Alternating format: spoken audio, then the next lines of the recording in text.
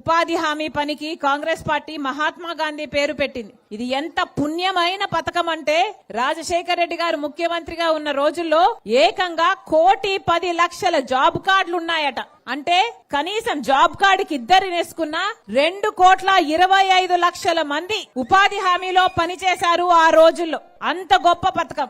రాజశేఖర రెడ్డి గారి లాంటి నాయకులు ఎంత అద్భుతంగా దీన్ని అమలు చేశారు అంటే ఆ రోజుల్లో రాజశేఖర రెడ్డి గారు ముఖ్యమంత్రిగా ఉండగా ఉపాధి హామీ పని అంటే ఆటో ఛార్జీలు కూడా ఇచ్చారట, మజ్జిగ కూడా ఇచ్చారట.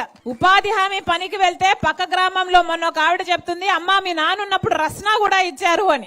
ఇప్పుడు కనీసం మంచినీళ్ళ కూడా దిక్కులేదు. అలా తయారైంది ఉపాధి హామీ పని. ఇప్పుడు కనీసం పని చేస్తే వేతనాలు కూడా 2 నెలలు 3 నెలలు పడుతుందమ్మా అని చెప్తున్నారు. 6 రోజులు పనిచేస్తే 2 రోజులు జీతమే ఇస్తున్నారమ్మా అని చెప్తున్నారు.